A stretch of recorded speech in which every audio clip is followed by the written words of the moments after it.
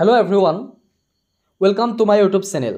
Hope you all are doing great and learning English every day. আজি এটা English ষ্ট্ৰাকচাৰৰ ওপৰত আলোচনা কৰিম। আমি কথা কওঁতে এনেকুৱা ধৰণৰ বাক্যবোৰ যেতিয়া ব্যৱহাৰ কৰোঁ যেনে মই যোৱাৰ কথা আছিল, সি অহাৰ কথা আছে, সি কামটো কৰা কথা আছিল, যে সি মোক সহায় কৰাৰ কথা আছিল। এনেকুৱা অৰ্থবোৰ প্ৰকাশ কৰাৰ বাবে ইংৰাজীত আমি কেনে ধৰণৰ বাক্যৰ ষ্ট্ৰাকচাৰ আহিব সেইটো জানিব লাগিব। আৰু ষ্ট্ৰাকচাৰটো এনেকুৱা ধৰণৰ, তাত ছাপ'জ টু মেইন ৱৰ্ডটো হৈছে ছাপ'জ টুৰ ব্যৱহাৰ হ'ব। তাৰ অৰ্থ হৈছে কথা আছে বা কথা আছিল, মই যোৱাৰ কথা আছিল, সি কামটো কৰা কথা আছিল, এই যে কথা আছে বা কথা আছিল তাৰ বাবে ছাপ'জ টু। ষ্ট্ৰাকচাৰটো হৈছে subject plus am is are was were, ছাবজেক্টৰ পিছত এম ইজ আৰ ৱাজ ৱেৰৰ যিকোনো এটা প্লাছ ছাপ'জ টু, তাৰপিছত ভাৰ্ব আৰু তাৰপিছত আদাৰ ৱৰ্ডছ অন্যান্যবিলাক থাকিব। এতিয়া উদাহৰণৰ সহায়ত কথাখিনি আমি বুজিবলৈ চেষ্টা কৰিম। মই যোৱাৰ কথা আছে, মই যোৱাৰ কথা আছে, আই এম ছাপ'জ টু গ', আই এম ছাপ'জ টু গ'। সি অহাৰ কথা আছে, he is suppose to come, he is suppose to come. সি কামটো কৰাৰ কথা আছে, he is suppose to do the work. মই যোৱাৰ কথা আছিল, আই ৱাজ ছাপ'জ টু গ'। এইবাৰ এম ইজ আৰৰ পৰিৱৰ্তে ৱাজ ৱেৰ আহিছে, কাৰণ এইটো পাষ্ট টেন্সত আছে বাক্যটো। মই যোৱাৰ কথা আছিল, আই ৱাজ ছাপ'জ টু গ'।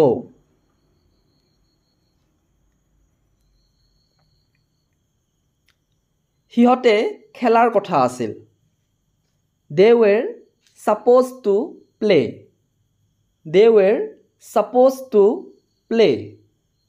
সি মোক সহায় কৰাৰ কথা আছিল, he was supposed to help me, he was supposed to help me. যে সি কামটো কৰাৰ কথা আছিল, he was supposed to do the work. আমি পাষ্ট টেন্সত ক'ব লাগিলে he was supposed to do the work. So' এনেধৰণে আমি ছাপ'জ টু ব্যৱহাৰ কৰি এনেকুৱা ধৰণৰ বাক্যবোৰ ইংৰাজীত আমি ক'ম। এতিয়া আন এক প্ৰকাৰৰ চেণ্টেন্স ষ্ট্ৰাকচাৰ আমি আলোচনা কৰিম। ষ্ট্ৰাকচাৰ টু, আমি দ্বিতীয় ষ্ট্ৰাকচাৰত আলোচনা কৰিম স্ক্ৰীণত দেখুওৱা ধৰণৰ বাক্যবোৰ। যেনে লাহে লাহে সকলো ঠিক হৈ যাব, তুমি লাহে লাহে সকলো কথা বুজি পাবা, লাহে লাহে তুমি সকলো পাহৰি যাবা, পৰিস্থিতি লাহে লাহে উন্নত হৈছিল। চ' এই ধৰণৰ বাক্যবোৰ ইংৰাজীত কোৱাৰ বাবে আমি যিটো ষ্ট্ৰাকচাৰ জানিব লাগিব সেইটো হৈছে গ্ৰেজুৱেলি প্লাছ চেণ্টেন্স। অৰ্থাৎ আৰম্ভণিত গ্ৰেজুৱেলি, তাৰপিছত বাকীখিনি থাকিব। আৰু গ্ৰেজুৱেলি, ইয়াত গ্ৰেজুৱেলিৰ অৰ্থ হৈছে লাহে লাহে, গ্ৰেজুৱেলি অৰ্থাৎ লাহে লাহে লাহে সকলো ঠিক হৈ যাব, gradually everything will be fine. এই বাক্যটো আমি এনেকৈও ক'ব পাৰোঁ যে everything will be fine gradually, অৰ্থাৎ গ্ৰেজুৱেলি আৰম্ভণিটো লিখিব পাৰি, বাক্যৰ শেষতো লিখিব পাৰি। যে তুমি লাহে লাহে সকলো কথা বুজি পাবা, you will understand everything gradually, you will understand everything gradually. নাইবা ক'ব পাৰোঁ gradually you will understand everything, gradually you will understand everything.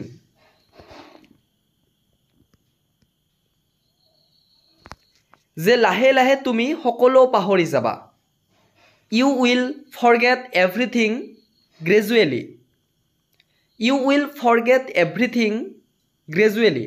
নাইবা gradually you will forget everything, gradually you will forget everything. পৰিস্থিতি লাহে লাহে উন্নত হৈছিল, the situation gradually improved, the situation gradually improved. লাহে লাহে তুমি এইটো শিকি যাবা লাহে লাহে তুমি এইটো শিকি যাবা you will learn this gradually নাইবা gradually you will learn this এনেকৈ আমি ক'ব পাৰোঁ এতিয়া এটা বাক্য মই আপোনালোকৰ কাৰণে এৰিছোঁ লাহে লাহে মই ইংৰাজী শিকি গৈ আছোঁ এই বাক্যটোৰ উত্তৰটো আপোনালোকে কমেণ্ট ছেকশ্যনত কমেণ্ট কৰি জনাব ষ্ট্ৰাকচাৰ 3 আমি আন এটা মোষ্ট ইম্পৰ্টেণ্ট ষ্ট্ৰাকচাৰ কথোপকথনত প্ৰায়ে ব্যৱহাৰ হৈ থকা ষ্ট্ৰাকচাৰ আলোচনা কৰিম সো স্ক্ৰীনত দেখুওৱা বাক্যবোৰ লক্ষ্য কৰিব যে কন্দাৰ আগেয়ে হি হাঁহি আছিল যোৱাৰ আগেয়ে হি তোমাক অপেক্ষা কৰি আছিল আহাৰ খোৱাৰ আগেয়ে আমি হাত ধোৱা উচিত বাইক চলোৱাৰ আগেয়ে তোমাৰ হেলমেট পিন্ধি ল'বা এই বাক্যবোৰ ইংৰাজীত ক'ব লাগিলে আমি আন এটা ষ্ট্ৰাকচাৰ জানিব লাগিব ষ্ট্ৰাকচাৰটো হৈছে উদাহৰণবোৰ চালে ষ্ট্ৰাকচাৰটো গম পোৱা যাব কন্দাৰ আগেয়ে হি হাঁহি আছিল so before crying he was লাফিং বিফৰ ক্ৰাইং হি ৱাজ লাফিং যোৱাৰ আগেয়ে হি তোমাক অপেক্ষা কৰি আছিল before going he was ৱেটিং for U before going he was ৱেটিং for U আহাৰ খোৱাৰ আগেয়ে আমি হাত ধোৱা উচিত before eating food we should wash the hands before eating food we should wash the hands bike চলোৱাৰ আগেয়ে তোমাৰ হেলমেট পিন্ধি ল'বা সো বিফৰ ৰাইডিং বাইক ৱেৰ ইয়ৰ হেলমেট বিফৰ ৰাইডিং বাইক ৱেৰ ইয়ৰ হেলমেট ষ্ট্ৰাকচাৰ 4 আমি চতুৰ্থ ষ্ট্ৰাকচাৰত আলোচনা কৰিম স্ক্ৰীনত দেখুওৱা ধৰণৰ বাক্যবোৰ তুমি নিশ্চয় ক্লাছত আছিলা হি নিশ্চয় কলেজত আছিল সিহঁত নিশ্চয় পাঠশালাত আছিল হি নিশ্চয় হস্পিটালত আছিল এনেকুৱা ধৰণৰ বাক্যবোৰ আমি ইংৰাজীত ক'বৰ বাবে ইয়াৰ বাক্যৰ যিটো ষ্ট্ৰাকচাৰ সেইটো জানিব লাগে উদাহৰণৰ সহায়ত আলোচনা কৰিম যিসকল মোৰ এই চেনেলটোত নতুন আপোনালোকে চেনেলটো ছাবস্ক্ৰাইব কৰিব আৰু ভিডিঅ'টোত লাইক কৰিব সো এইবাৰৰ বাক্যবোৰ হৈছে তুমি নিশ্চয় ক্লাছত আছিলা you must have been in the class ষ্ট্ৰাকচাৰটো হ'ব ছাবজেক্টৰ পিছত মাষ্ট তাৰপিছত হেভ বিন পিছত others you must have been in the class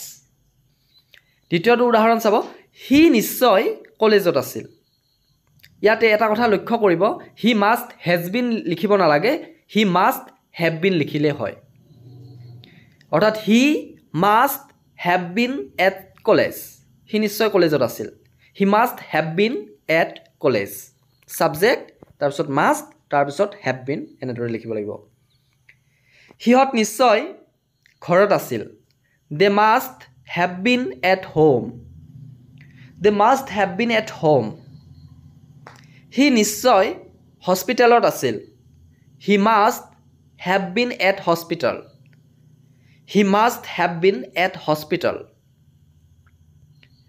তুমি নিশ্চয় পাঠশালাত আছিলা you must have been at Pathsala you must have been at Pathshala dear viewers শেষৰ যিটো বাক্য সেইটো আপোনালোকৰ বাবে এৰিছোঁ কমেণ্ট ছেকশ্যনত কমেণ্ট কৰি এনচাৰটো জনাব তুমি নিশ্চয় বজাৰত আছিলা তুমি নিশ্চয় বজাৰত আছিলা সো চেনেলটো ছাবস্ক্ৰাইব কৰিবলৈ নাপাহৰিব ভিডিঅ'টো লাইক কৰিব that's it for today see you in the next video' till then take care of yourself and stay happy